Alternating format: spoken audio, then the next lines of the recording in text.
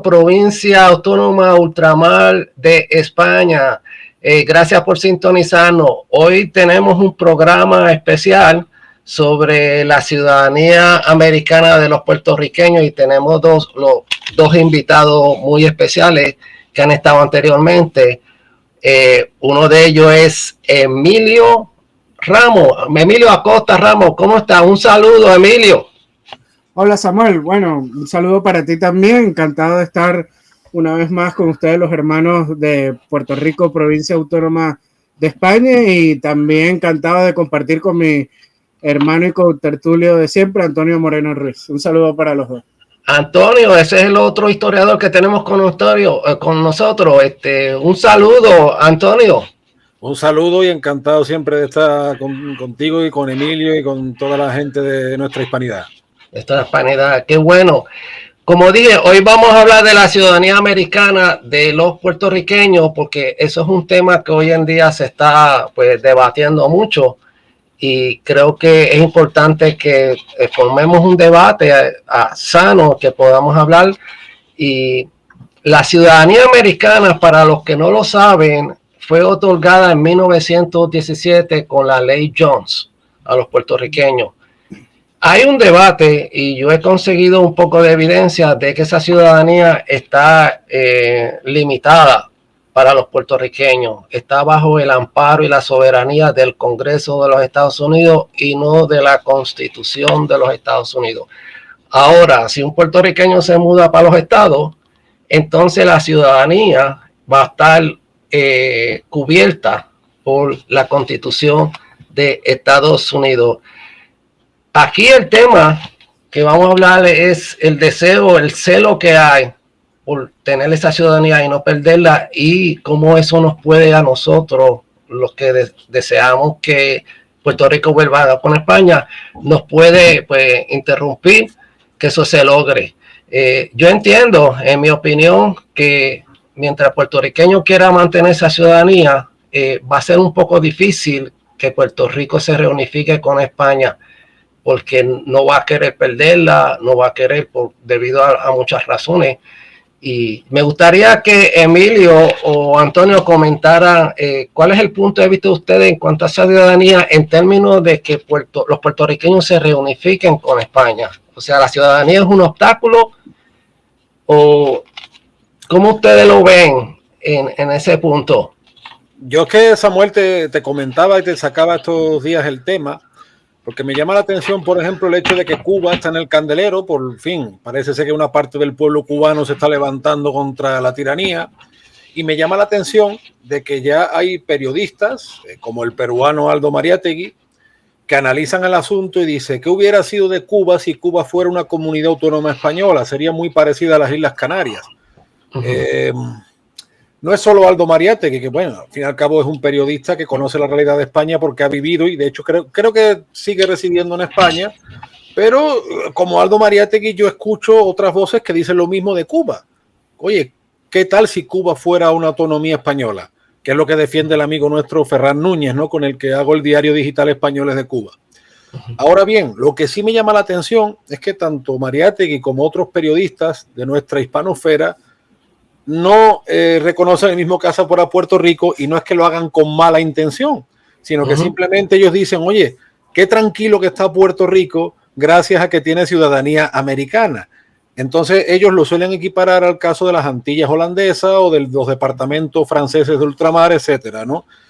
Y yo creo que esto, sin entrar en malas intenciones, porque realmente no las hay, desdibuja mucho la realidad, como tú bien has empezado, compleja de esa ciudadanía, de esa supuesta ciudadanía americana de los puertorriqueños, que bien es verdad que no se puede entrar a las bravas contra el pueblo de Puerto Rico y decirle, no, te voy a quitar la ciudadanía. No, hay que analizar el caso pausadamente. Hay que ir con pedagogía, no hay que adquirir tonos belicistas. Nosotros no queremos una guerra con Estados Unidos, no es esa vaina. Ahora bien, hay que explicar por qué esa supuesta ciudadanía no permite el libre comercio a Puerto Rico, por qué Puerto Rico realmente no tiene representación política y por qué, como tú bien dices, Samuel, desde el año 1898 la leyenda negra convertida en arma política, por qué cambia el paradigma de Puerto Rico de recibir emigración de la península y de las Islas Canarias a no tener más alternativa que el puertorriqueño emigrar, porque el puertorriqueño hasta 1898 no sabía lo que era emigrar prácticamente. Sin embargo, cambia el paradigma completamente a nivel económico y a nivel político desde 1898, con una separación de España que Puerto Rico jamás pidió. Hay que ser claros en esto. La guerra en Cuba los separatistas la tenían perdida. Pero bueno, sí es verdad que hubo un movimiento separatista cruento, pero en Puerto Rico jamás. Lo intentaron y no pudieron. Entonces, no hay que empezar diciendo, no, ciudadanía americana fuera. No.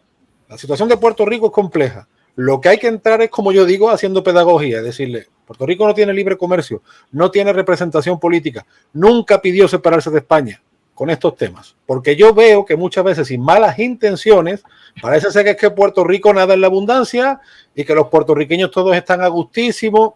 Si es verdad que Puerto Rico no está viviendo la situación de Cuba actualmente, ¿no? Por más de 62 años de dictadura. Pero oye, que Puerto Rico, como tú bien has empezado, hay muchas aristas que no se están diciendo y no están llegando a la gente. Eso es correcto. Emilio, ¿cuál es tu opinión en esto? No. Bueno, mi opinión es algo parecida a la de Antonio, ¿no? Que hay que llegar con pedagogía, porque si empezamos a hablar de la nacionalidad estadounidense, la mayoría de los puertorriqueños no van a querer perderla, ¿no? Porque para ellos les es fácil emigrar a Estados Unidos con este pasaporte y más en los actuales momentos económicos que está pasando la isla, ¿no? Ahora bien, con respecto a lo que comenta Antonio sobre este periodista peruano, yo me imagino que, claro, él lo está comparando es con la realidad del resto de países hispanoamericanos, con el resto de los países independientes, que los problemas de estos países son mucho más graves que los que afronta Puerto Rico, ¿no? Entonces, claro, muchos dirían, por ejemplo, en Venezuela, que los gringos nos invadan y que nos den la nacionalidad. Claro, porque la situación de Venezuela es catastrófica. Y esto lo podemos ver porque tengo muchos amigos que tienen veleros y viajan al Caribe y cuando pasan por las islas tratan de evitar las islas que son independientes porque son peligrosas. Los pueden robar, los pueden asesinar, le pueden hacer cualquier cosa en esas islas. En cambio, las islas que son dependientes todavía de países europeos o americanos, como en el caso de Puerto Rico y las Islas Vírgenes, pues se ve que hay una diferencia, ¿no? O sea, son países que funcionan turísticamente, no hay tanta delincuencia, aunque en Puerto Rico últimamente ha crecido un poco la delincuencia, pero no, bueno, a niveles de Venezuela, Colombia, México, ¿no?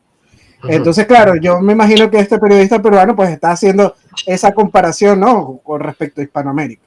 Ahora bien, hay que hacer la pedagogía a decir de que, claro, tienen la nacionalidad estadounidense, pero no son plenamente estadounidenses.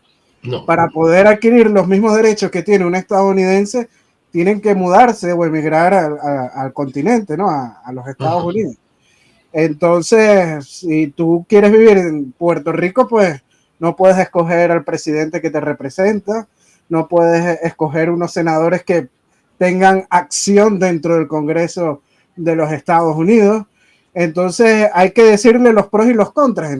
Si nos ponemos a ver, Puerto Rico uniéndose a España como una comunidad autónoma similar a Canarias, pues tiene más derechos, más facilidades y también se le abre otra puerta para los que les gusta emigrar, ¿no? Que es la europea.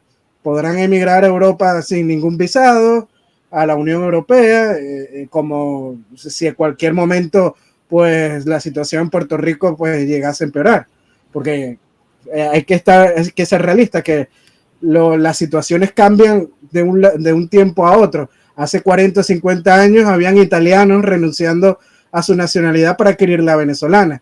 Y hoy en día, esos que la perdieron, pues quieren recuperar otra vez la italiana. Entonces, todo es un ciclo en cuanto a lo económico y político y hay que hacer la pedagogía que dice Antonio.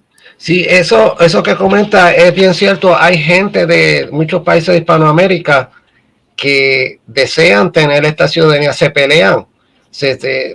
Bueno, la noticia lo enseña, las caravanas viniendo de El Salvador, de Centroamérica, caminando para Estados Unidos. También gente mandan sus hijos al desierto de Sonora, allá entre México y Estados Unidos, para que la frontera norteamericana, los federales, lo cojan a los niños, lo metan en un centro y luego los niños cuando crezcan reclamen a sus familias que están acá en sus países. Es una estrategia que usa la gente. Claro, para ellos decir, ustedes también los puertorriqueños, porque ellos están económicamente, están en una situación bien precaria, peor que la que se vive en Puerto Rico. Y si lo compara, para ellos la ciudadanía pues es algo bien sagrado, algo bien deseado, pero en el caso de los puertorriqueños es un poco diferente. Como se dice, es útil la ciudadanía si me vengo aquí. Allá en Puerto Rico realmente no está ayudando el hecho de ser ciudadano, porque Puerto Rico no hay un progreso. El 80% de lo que se consume en Puerto Rico viene de aquí y de China. Y esa situación la creó el mismo Congreso para que las compañías comerciales como Walmart, Home Depot, McDonald's se establezcan allá, abarquen todo el mercado, ¿ok? Y los pequeños y medianos negociantes se tengan que ir a la quiebra. Es una estrategia económica que Estados Unidos ha creado, y tener pues la ciudadanía es como una paga. Tú me dejas usar tu isla para conveniencia mía y te doy a cambio pues esa ciudadanía y esos beneficios. Y eso es lo que se ha mantenido por 123 años, you know? Y es bien difícil para algunos hispanoamericanos entender eso, porque es una situación completamente difícil a la que pasa otros países de Centro y Suramérica. Y no sé qué tienes que decir en cuanto a esto, Antonio. Sí, yo estoy totalmente de acuerdo con lo que dice. Bueno, tú conoces mejor que yo. Respondiendo al principio lo que tú decías, yo no creo de hecho que incluso que haya una contradicción entre la ciudadanía americana y la española, porque finalmente son temas que llevados a cabo en un tema jurídico y político hasta se podría negociar en un momento dado, ¿no? Hacer una transición pacífica, todo sería posible. Lo que habría que decirle al boricua de a pie, a la gente que no tiene por qué tener malas intenciones, o al hispanoamericano de pie en general es, señor, lo único que puedes aspirar es a emigrar en una isla que estaba más desarrollada que la propia península cuando fue provincia. Entonces, muchas veces, y yo me meto el primero, muchas veces nos vamos a lo fácil, pero claro, la situación de Puerto Rico, como bien ha expuesto Emilio, como bien has expuesto tú, si a lo mejor no tiene los tintes catastróficos que pueda tener otra zona del continente americano, pero es una situación de injusticia radical desde 1898, y vuelvo a lo mismo. Cuando se habla de la autodeterminación, de la voluntad de los pueblos y todo ese discurso, bueno, ¿dónde queda la voluntad de Puerto Rico? ¿O dónde quedó en 1898? Porque incluso, fíjate, hace poco leía también de Carlos Canales, un historiador español, la polémica que hemos tratado algunas veces de si España podía haber luchado más por reconocer la ciudadanía cubanos y puertorriqueños, ¿no es cierto?, después del Tratado de París. Pero que Estados Unidos tampoco lo facilitó, porque dijo que tanto Cuba como Puerto Rico y Filipinas eran equiparables a las tribus salvajes y que por tanto la ciudadanía no era un tema que debía tratarse. O sea que yo creo que si uno le explica estas cosas al puertorriqueño de a pie, al hispanoamericano de a pie, lógicamente cambiarán su visión. Pero a mí lo que me sorprende, incluso dentro de todo esto, es que haya gente que ya empieza a reflexionar, señor, y si esas provincias antillanas hubieran permanecido con España, no estaría, y la propia España no estaría mejor. Eso yo creo que ya es un paso importante, porque esto hace 5 o 10 años, Samuel, no lo decía absolutamente nadie. No lo decía. Y ya hay gente que está reflexionando por este camino. Se está empezando con Cuba. Bueno, vayamos empujando hasta que ya entre Puerto Rico. No, es así, Emilio, ¿qué tienes que decirle eso? Bueno, yo voy a decir algo polémico aquí. A lo mejor a la gente se me va a molestar. Vamos a ver. Pero es que la nacionalidad estadounidense es la culpable del momento actual que vive Puerto Rico. Es correcto. Es así. Todos los males, el aumento de desempleo, el aumento de la delincuencia en Puerto Rico, que siempre había sido una isla tranquila y últimamente hay muchos muertos de asesinatos, es culpa de esta nacionalidad estadounidense, porque si Puerto Rico no fuera una colonia de Estados Unidos, no estuviera viviendo todos estos males, hay que llamarlo así, de esta manera. Ahora bien, si los estadounidenses dieran los mismos derechos a los puertorriqueños, que el resto de los ciudadanos americanos ahí sí estuvieran hablando de otra cosa, ¿no? Sí. Pero no es así, es más, como bien dijiste al inicio, la nacionalidad estadounidense se la otorga a los puertorriqueños en 1917. O sea, 17. muchísimos años después de la invasión. Y es porque, claro, los puertorriqueños estaban en un limbo, no eran ni españoles, ni americanos, y la nacionalidad puertorriqueña nunca ha existido. Entonces, fue como una obligación legal otorgarle la nacionalidad estadounidense, pero le pusieron esas condiciones de que no tenían derecho ni a escoger presidente, ni a escoger senadores, ni congresistas con capacidad de acción. Entonces es prácticamente una colonia, y a Puerto Rico no le interesa ser una colonia. Sí, eso es la... perdóname, esa es la crítica que me han hecho a mí. Me dicen, si tú quieres volver con España, ¿qué tú haces en Estados Unidos? Y yo les digo, es que no tengo otra opción. Claro, no tengo otra opción de tener mi ciudadanía americana. No tengo otra opción de irnos. Yo no puedo llegar a España y decir allí, yo soy español también, porque es que no me van a dejar vivir. Yo tengo que estar en papeles, eso no es así de fácil. Claro. Y yo no puedo renunciar a una ciudadanía, y yo creo que lo expliqué en un video. No puedo ciudad a la ciudad, cualquiera que sea, y quedarme sin ciudadanía. Yo tengo que tener un pasaporte, y eso quien lo emite es el mismo gobierno de los Estados Unidos.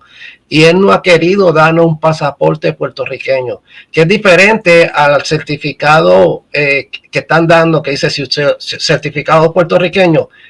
Eso es simplemente un papel. Eso no me da poderes para yo viajar, ni para sacar visa, ni para obtener beneficios en el gobierno, porque en Puerto Rico, en las agencias de gobierno operan con fondos federales que vienen de Washington, D.C., y es para los ciudadanos norteamericanos, o sea, los que tienen ciudadanía americana. Si tú eres certificado puertorriqueño, tú eres extranjero en tu propia tierra, como decía Maribra, un absurdo jurídico.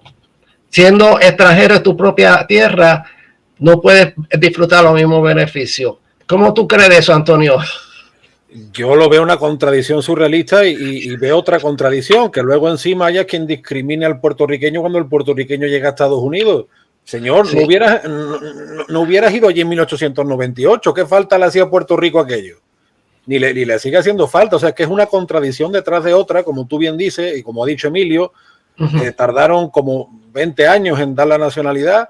No les dejaron ser españoles. Sí, es verdad que yo sigo pensando que los políticos españoles podían haber hecho mucho más, pero Estados Unidos tampoco lo permitió. Entonces, bueno, yo lo que veo que es una contradicción tras otra.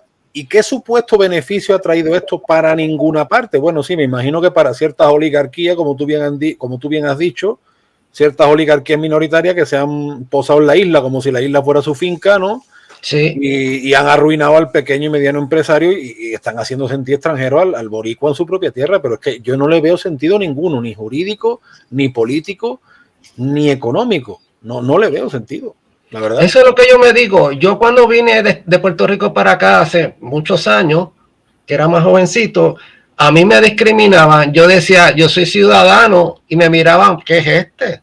Entonces yo me preguntaba, ¿para qué soy ciudadano americano si voy a ser discriminado por ellos mismos? Que no tiene entonces, ¿qué me hace a mí? ¿Cuál es el beneficio de la ciudadanía? Si no me van a considerar parte de ellos. ¿Cómo tú crees eso, Emilio? Y ellos lo saben, porque además es un tema de idioma y de cultura. Ellos mismos nunca han querido que Puerto Rico sea un estado, entonces...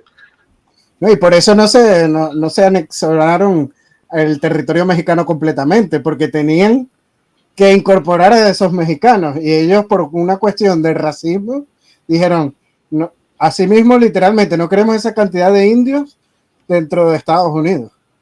Entonces ya vemos ahí en los tintes racistas que desde hace muchos años pues se ve en este tema en los Estados Unidos.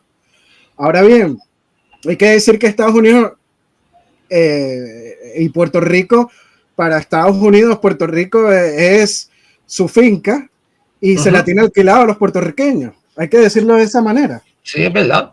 Es tal cual, porque los puertorriqueños no tienen derecho a absolutamente nada. Son como extranjeros en su propia isla. En su propia isla. Como que el dueño de la isla es Estados Unidos y te estoy dejando ahí vivir. Y bueno, tienes la nacionalidad estadounidense, pero no la puedes utilizar. dentro de Puerto Rico. Tienes que irte a Estados Unidos. No pueden votar por el presidente. No puedes tener representación en el Congreso de los Estados Unidos. Ahora hay una guerra y activa en el servicio obligatorio. Tú puedes estar seguro que los primeros 10,000 soldados vienen de Puerto Rico. Así pasó en Vietnam. Enseguida, para eso los puertorriqueños somos útiles. Enseguida hay una guerra, enseguida los mandan. Pero para los demás no nos dan representación. Eso es ridículo. Yo no entiendo. En la guerra de Vietnam, Samuel, ¿en la guerra del Vietnam los puertorriqueños estaban obligados a combatir en Vietnam? Sí, porque activaron. Recuerda que en esa época no había la tecnología como los drones, unas tecnologías que hoy en día pues ya sustituyen al soldado, como los drones. Pero en aquella época era como la Segunda Guerra Mundial, tenías que dar la cara allí en el frente y morir por la causa. Y lo primero que hacían era, esa es la razón principal. Te voy a decir, no es oficial, pero es una de las razones a la hora de 1917 otorgarle la nacionalidad americana, porque durante la Primera Guerra Mundial se dieron cuenta que murieron muchos norteamericanos en la Primera Guerra Mundial.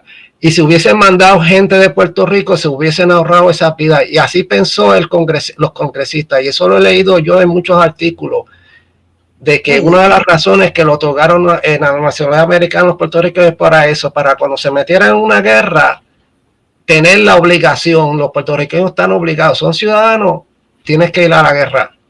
Así de sencillo. Amigo. Eso es una de las razones. No es por querer ayudarnos a nosotros, no porque querían hacernos, porque si tú te fijas y analizas el estatus económico de 1917 en adelante, siguió igual en Puerto Rico. La pobreza seguía, no mejoró.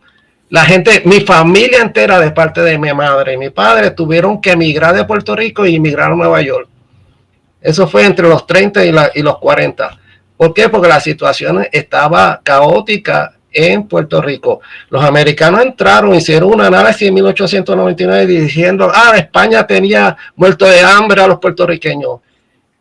Sin embargo, después que entraron ellos, la situación sigue igual, no mejoró. Entonces, yo me pregunto, ¿fue por España, fue por Estados Unidos o fue que no le dieron tiempo al gobierno autónomo que la reina Regina María Cristina había firmado y le había otorgado a los puertorriqueños? En menos de un año invadieron. No le dieron tiempo a ese gobierno autónomo con la Carta Autonómica a poder desarrollarse y decir si eso servía o no. Y eso fue lo que pasó básicamente con el Acta Jones, la ley Jones. Le dieron una ciudadanía y no mejoró en nada. Cuando había guerra, entonces había que mandar a los puertorriqueños para allá. Supongo que también entonces, Samuel, habrá habido muchos puertorriqueños en Irak y en otros conflictos, ¿no? Ya, hubieron muchos. Gracias a Dios, cuando yo llegué a mis 18. También, afroamericanos también. Sí. Cuando yo cumplí mis 18, yo tuve que ir al correo e inscribirme.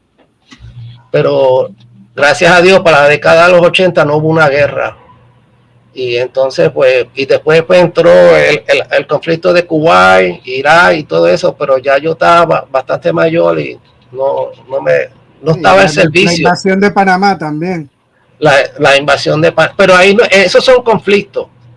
Esos son conflictos, lo de Kuwait fue conflicto, pero cuando hay una guerra declarada y ven que necesitan gente, entonces activan el servicio.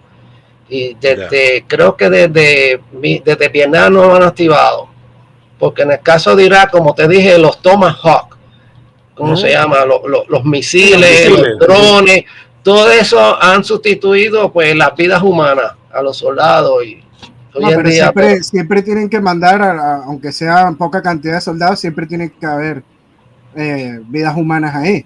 Sí, vidas humanas.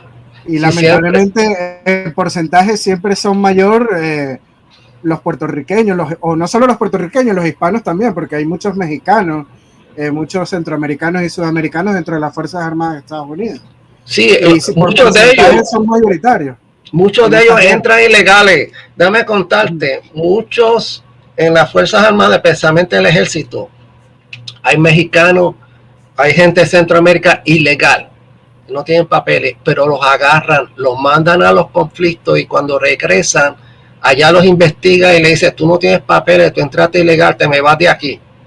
Yo he visto esos casos y ellos decían, pero ven acá, yo di la vida por este país, fui a la guerra de Irak y ahora tú me vienes a sacar porque no tengo papeles. ¿Qué es eso? O sea, son situaciones bien difíciles y bien humillantes para algunos y eso ha sucedido y lo he visto aquí en Estados Unidos.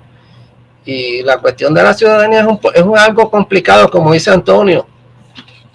¿Verdad, Antonio? Es que yo lo que veo es eso, que teóricamente se ha formado la idea de que Puerto Rico pues está como en un paraíso en la tierra, porque claro, tiene Cuba que está muy cerca y de Cuba lo que escuchamos hace 62 años es lo que escuchamos, aunque te digo que todavía hay muchísima gente en Europa, incluso en Estados Unidos, que tiene súper idealizado el régimen castrista. Ahora eso sí, a Cuba no se va nadie a vivir, ¿eh? Idealizado de boquilla, pero me quedo en casita. Allá que se vaya a vivir las moscas. Bueno, porque se van de vacaciones. Sí. Se van de vacaciones a hacer turismo con los esclavos del régimen cubano, eso sí. Y entonces, claro, la comparación, yo creo, la comparación es odiosa, porque realmente lo que hace es desfigurar la realidad del puertorriqueño. Creo que es un tema muy importante y yo siempre vuelvo a lo mismo, que aparte del trabajo pedagógico, habría que hacer un gran trabajo jurídico y político en pro de que esa población puertorriqueña tuviera acceso a la nacionalidad española, igual que esa población cubana, haciendo justicia aquello que quedó en un limbo en 1898. Porque hay que pensar también una cosa, incluso aunque el gobierno autonómico no hubiera tenido, fue cuestión de un año, los años atrás, Puerto Rico no estaba en esa situación, como yo digo, o sea, vuelvo a decir, Puerto Rico recibía continuamente emigración. Oye, nadie emigra a un sitio que para estar mal. La gente emigraba a Puerto Rico porque sabía que había oportunidades. Imagínate, Cuba, Antonio, imagínate algo, que el tranvía de San Juan era eléctrico y el de Nueva York no lo era. En aquella... Pero es que incluso Cuba, Emilio, fíjate, eso por ejemplo, Iván Arrache, que es otro gran unificacionista puertorriqueño, siempre dice que la diferencia entre Cuba y Puerto Rico es que Cuba, como sea, le dejaron formar su propio estado. Bueno, tutelado, como lo que fuera, ¿no? Y entre 1902 y 1903, pues en cuestión de 50 años llegó casi 1 millón de españoles a Cuba. Porque ahí sí es verdad que los Estados Unidos, vamos a decirlo así, entre comillas, respetó que hubiera españoles que recuperaran sus propiedades, muchas familias que estaban separadas uno del otro lado del charco, y las autoridades criollas cubanas fomentaron la emigración española a la isla, ¿no? Claro, hasta que en el año 59 llegó quien llegó. Llegó Fidel y en fin. Eso no quiere decir que antes en Cuba fuera todo perfecto, porque por ejemplo Aldo Mariátegui, cuando dice que Cuba hubiera estado mejor como autonomía española, él dice que Cuba en cuestión de 50 años vivió dictaduras sangrientas también. O sea, por eso te digo, eso de que Cuba fue un estado propio, lo decimos un poco entre comillas, fue un estado tutelado y muchas veces con regímenes poco recomendables, ¿no es cierto? Pero es que a Puerto Rico, a mí lo que incluso me llama la atención es eso, cómo lo han tenido, bueno, válganos el anglicismo, en stand-by, en un continuo stand-by, sin posibilidad de movimiento y postrado, y además, ¿por y para qué? Es como dice el doctor Nelson Roche Santoro, ustedes lo conocen, que es historiador y abogado, es que Estados Unidos quiere tener a Puerto Rico como esclavo. Y no es esclavo, el esclavo de aquella época que tenía cadena, grillete, que si un látigo, y no, eso no es la esclavitud que yo hablo. En la esclavitud siempre yo le he dicho, cuando la abolieron, ella no fue eliminada, ella fue transformada de un estatus a otro, se convirtió en otro tipo de esclavitud, esta vez iba a ser económica. Y es lo que tiene a Puerto Rico, a nosotros. Nos tiene una esclavitud económica, nos está sacando el jugo y la única herramienta que tienen los puertorriqueños es la ciudadanía para poder sobrevivir.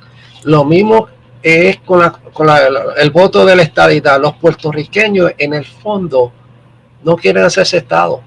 Ellos han votado por estadidad porque no les queda otra opción. Y eso yo lo apuesto así. Sí. Habrá los fanáticos que dicen no, porque Disney, porque si esto, que si lo otro, pero esos son unos pocos. en el fondo Puerto Rico en sí no se quiere hacer el Estado de los Estados Unidos. ¿Cómo es posible que en 123 años los puertorriqueños estén peleando por mantener la cultura española, especialmente en el lenguaje? El Spanglish nació a merced de la combinación de dos idiomas, inglés y español. Cuando tú mezclas esos dos y te ves obligado a mezclarlo, nace eso, el Spanglish, que no es un idioma, eso es un dialecto, no hay una academia que lo regula. Y nosotros hemos recibido muchas críticas de eso. Y no es una opción. Si a mí me sale una palabra en inglés, es porque tengo dos idiomas aquí que los estoy usando a diario. De la puerta para afuera tengo que hablar inglés. De la puerta para adentro hablo español para conservar mis raíces con mi esposa, mi familia. Y esa ha sido la realidad de los puertorriqueños.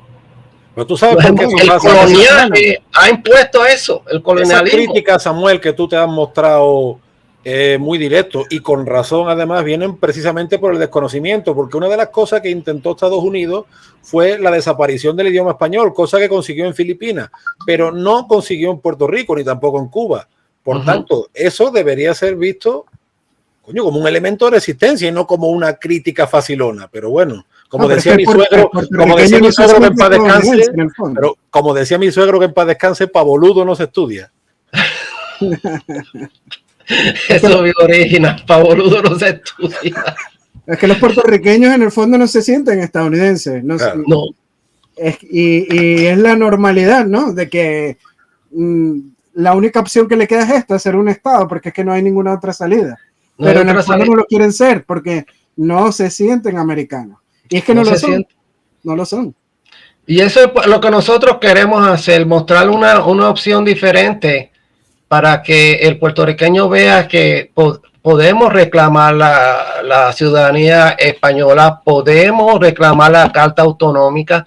Y yo he estado estudiando lo de la Carta Autonómica de 1897 y no fue si fue debido a la presión que tenía María Cristina y Mateo Sagasta de crear un instrumento para acabar con la guerra que había en Cuba, creando esas dos cartas autonómicas que le otorgaron demasiado de poder a Puerto Rico y a Cuba.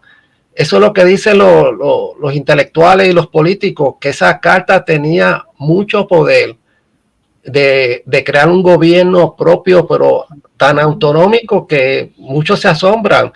¿Ustedes no han leído eso, Antonio, sobre la Carta Autonómica? Sí, de hecho, como bien dice Ferran Núñez, a partir de la década del 30, del 19, cambia la situación, porque ya los políticos de la época introducen quizá otro tipo de políticas más centralistas, pero lo cierto es que casi todas las opciones políticas presentes en la península eran partidarias de que hubiera autonomía en Cuba y Puerto Rico. Tanto los liberales, los conservadores, los tradicionalistas, todos eran partidarios de esta autonomía, algunos con una forma, otros con otra. En cuanto a demasiado poder, es que yo creo que era el consenso de la época. Ahora bien, no sabemos, y eso claro, entra dentro muchas veces de la conspiranoia, si desde determinados lados oscuros se había pactado con los estadounidenses, porque ahora hay una teoría que dicen que mandaron a morir a soldados en Cuba cuando ya habían pactado la entrega de Cuba, que Estados Unidos realmente no tenía fuerza para mantener allí una guerra. En fin, hay teorías para todos los gustos. Pero sí te puedo decir que estudiando la historia política española de esa época, las fuerzas políticas, con independencia de sus ideologías, liberales, conservadores, tradicionalistas o incluso socialistas de la época, sí eran partidarios de que en Cuba y Puerto Rico hubiera una amplia autonomía. Y además se entendía que era la solución. Eso sí es cierto. Sí, y la Carta Autonómica yo creo que va en ese camino. Pero por lo que veo, la invasión fue una sorpresa, porque si los españoles en Puerto Rico y en Cuba llegan a saber que Estados Unidos iba a invadir, yo no sé si esa Carta Autonómica iba a ser modificada o iba a ser diferente. Yo no... Eso es conspiratorio. No, pero es que eso ya es un movimiento que llevaba décadas, claro, tanto en Cuba como en Puerto Rico. Ten en cuenta que, Samuel, en la época de la Primera República, el año 1873, una Primera República Española que duró 11 meses, hubo un barco estadounidense que fue apresado, porque por lo visto traía pertrechos militares para los separatistas cubanos, e incluso llegaron a ser fusilados varios de sus tripulantes, y Estados Unidos entonces no movió un dedo porque tampoco le convenía que el tema se supiera mucho, que estaba siendo tan descarado en apoyar a los separatistas cubanos. O sea que el tema, como bien dice Emilio, es un tema que venía muy de atrás. Y lo que sí yo creo, y fue un fallo de los políticos peninsulares, que se tardó demasiado. Porque ya en esa época, incluso antes de la Primera República, había un amplio consenso de que había que hacer una reforma política y que Cuba y Puerto Rico permanecieran en España, pero con una carta autonómica. El tema venía de muy lejos y se tardó. Sí, María Cristina hizo una reforma. Hizo una reforma para esa época, creo que para los 1830, 40, no sé con exactitud. Es pero Isabel II. Isabel no, perdón, esa misma reina. Hizo una reforma para que, porque le estaban las cosas andando mal, y entonces pues hizo esa reforma para que a ver si mejoraba la situación entre Cuba y Puerto Rico, pero como tú bien dices, se tardaron mucho en hacer la carta autonómica. Sí, yo creo que eso fue un fallo y hay quien apela pues a diversas teorías, como te digo, la teoría de la conspiración, de que realmente Cuba fue utilizada como moneda de cambio, porque de hecho muchos liberales españoles en esa época se hipotecaron mucho con Inglaterra. Hay que pensar que los británicos en España durante todo ese siglo controlaron las minas de la península.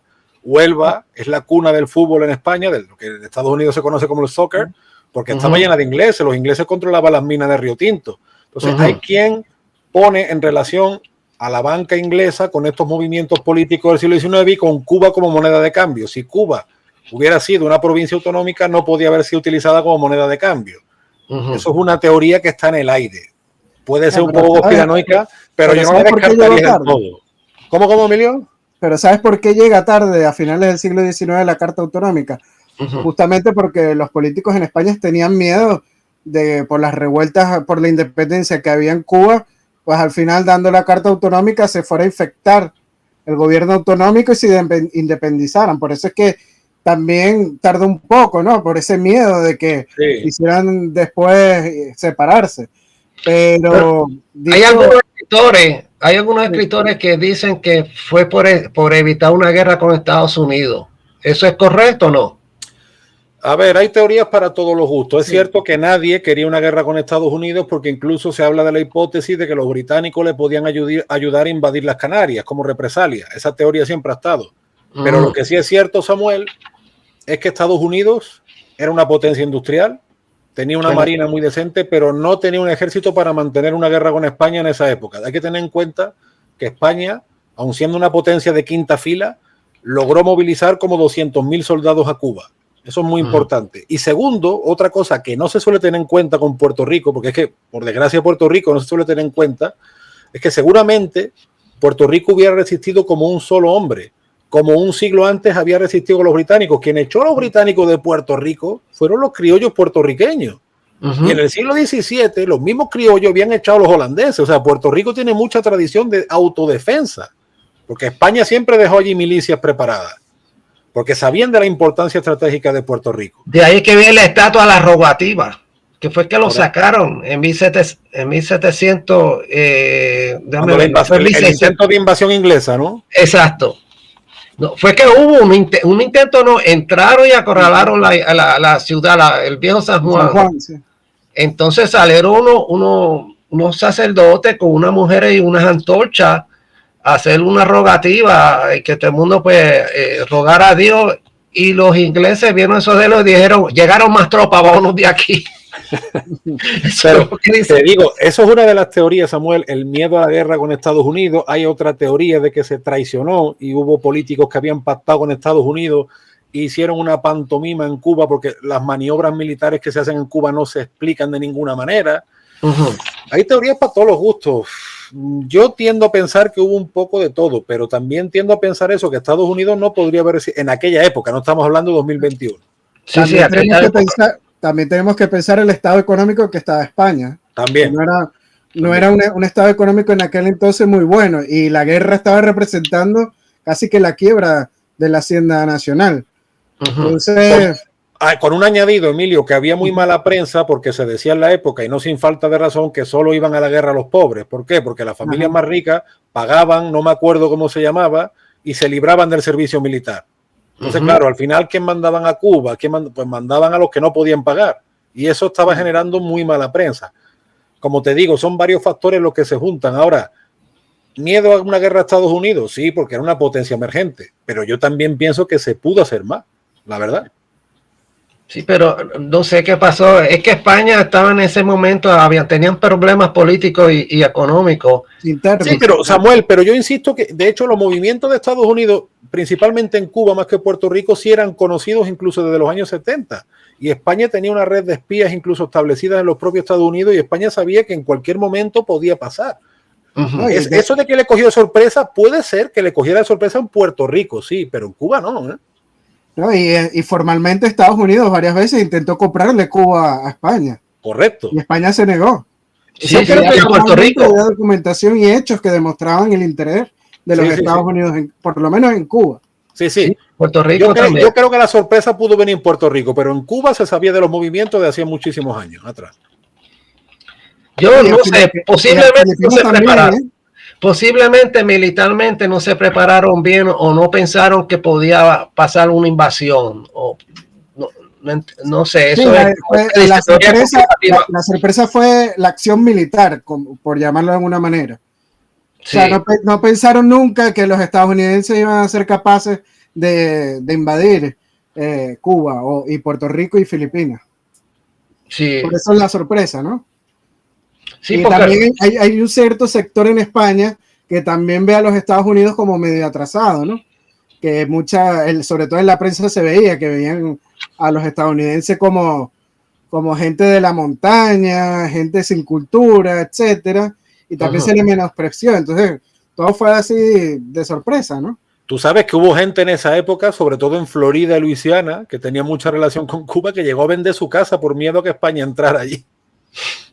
Sí, también, claro. Eso pasó. También en Estados Unidos había gente que veía a España como la gran potencia que fue. Y además, acuérdate también de la propaganda que hace Estados Unidos a través de la prensa con el lema del infierno con España, donde se presenta a los españoles como unos seres intolerantes, diabólicos, que están comiéndose a los niños cubanos crudos.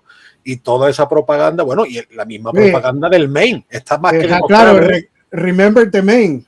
Claro que sí. El acorazado Maine es el mismo caso que las armas de destrucción masiva de Irak. O sea, fue una mentira. Mentira absoluta. El Maine jamás España lo bombardeó. Fueron ellos mismos. Parece ser que por un fallo técnico, pero utilizaron una red propagandística. Bueno, ya te digo, hubo gente en Luisiana y en Florida que llegó a vender su casa por miedo. Ellos alegaron que hicieron una investigación, pero la investigación fue tan corta, eso es lo que yo estuve leyendo, que el presidente McKinley decidió convocar a todo el Congreso de los Estados Unidos para hacer un estado de guerra. Sí, o sea, no habían llegado a una conclusión en esa investigación del Maine que ya estaban pensando declararle la guerra a España. O sea, ya tenían en mente eso, estaban buscando cualquier excusa para quedarse con Cuba, Puerto Rico, Filipinas y Guam. El famoso periodista Randolph Hearst, que fue el que lanzó toda esta oleada de leyenda negra como arma política moderna, como tú muy bien dices. Eso viene de esa época concretamente. Es que tú te fijas, Samuel, a dónde llegaba la cosa, que hubo gente en Estados Unidos que vendió su casa por miedo. Sí, imagínate el poder de la propaganda, ¿cuál fue? Estaba ese periodista. Ahí es cuando nace la prensa amarillista. Sí, la prensa. Eso nace de ahí, de Estados Unidos, la prensa amarillista. Y de los británicos también, ¿no? Estaba otro periodista, Pulitzer. ¿Ustedes lo han oído? Sí, claro. Joseph Pulitzer, sí. Que también lo mezclan y lo relacionan con el amarillismo de aquella época, dándole propaganda al poder militar estadounidense y diciendo, pues, entre ellos, no tan solo él, otros periodistas, otros medios, diciendo de que qué van a hacer con la isla de Cuba y Puerto Rico después que la invadan. O sea, antes de declarar una guerra, ya eso se estaba publicando en Harvard y en otros medios. Entonces, ¿dónde se corrió eso? O sea, ¿cómo corrió esa sospecha? No, y la política estadounidense durante todo el siglo XIX fue el destino manifiesto, el de América para los americanos. O sea, del norte. Sí, desde el norte, ¿no? Así es. O sea, No, yo creo que sacando es una una conclusión sorpresa, que es la política que tenían. la sorpresa vino más en Puerto Rico porque en Cuba sí, y además por la red de espionaje que tenía establecida España sí se sabía. Y Sí. creo, y yo siempre me queda eso, Samuel, que se pudo hacer más. La verdad. Se pudo hacer más, eso es correcto, pero y creo que se pudo hacer más después de 1898. También. Después. Y hubieron puertorriqueños como Luis Muñoz Rivera, Valdoriotti, que trataron, pero ante la opinión del Congreso, ellos no significaban nada, incluyendo a Eugenio María de Hostos. No era nadie. Pero creo que se pudo hacer algo y por lo menos, hacer una negociación para darle, a los puertorriqueños que no querían ser ciudadanos norteamericanos, que le dieran la ciudadanía española. Bueno, tú sabes que en Cuba se formó un problema porque solo podían optar por la nacionalidad española los que habían nacido en la península. Bueno, ¿y los canarios? Cuba estaba llena de canarios. Sí. Tuvieron que hacer un aditamento en esa ley. O sea, fue un desastre monumental de cabo a rabo. Y también te digo que si es verdad que si España tuvo culpa, Estados Unidos no quiso que se reconociera esa ciudadanía por equiparar con tribus salvajes. ¿Eh? Ojo a esto. Sí, esa es la mentalidad. Y tampoco quisieron que los puertorriqueños fueran españoles porque podían ser una amenaza a España reconquistar la isla también. Correcto. También. Entonces, eso también. Hay que decir que Estados Unidos fue el que trancó el juego. Sí, trancó el juego y crearon esa ciudadanía a media, que es la que nosotros tenemos, que realmente es a media, no es completa y no soberana, pero absolutamente como la que nosotros disfrutamos aquí en los estados, no lo es. Y no sé hasta cuándo va a seguir este jueguito, hasta que los puertorriqueños pues despertemos y decidamos pues salir del colonialismo y veremos hasta cuándo esto. Bueno, vamos por 43 minutos, ¿quieren seguir o terminamos este documental, este reportaje sobre la ciudadanía de los puertorriqueños? Yo te diría, Samuel, seguir o no? Yo te diría, Samuel, que hemos puesto las cartas sobre la mesa y yo me quedo con mi tímido optimismo de que igual que ya hay gente que desde diversas ópticas habla de Cuba como una posible autonomía española, lo cual es muy, muy, muy sorprendente porque, en fin, porque muchas veces incluso ni desde la propia España se favorece esto y sin embargo hay hispanoamericanos que llegan a esta conclusión, porque el próximo nombre sea Puerto Rico. Sí. ¿Y tú, Emilio, qué tienes que decir? Bueno, de que Puerto Rico lamentablemente tiene que decidir su estatus político muy pronto porque tanto económicamente como políticamente esto ya no hay quien lo aguante por los mismos puertorriqueños. O bien Estados Unidos se decide y le da los plenos poderes o los plenos derechos a los puertorriqueños, o bien los puertorriqueños pues se deciden hacer una provincia autónoma de España, que creo que hay muchísimas más ventajas de Puerto Rico como comunidad autónoma de España, porque al final es la misma cultura, el mismo idioma, y los españoles y los puertorriqueños pues es el mismo pueblo, hay que llamarlo de esa manera. Es que no va a haber ni un problema de asimilación siquiera. Exactamente. Es el cauce natural de Puerto Rico. Exactamente. Pero con el actual estatus político, Puerto Rico no puede seguir más tiempo.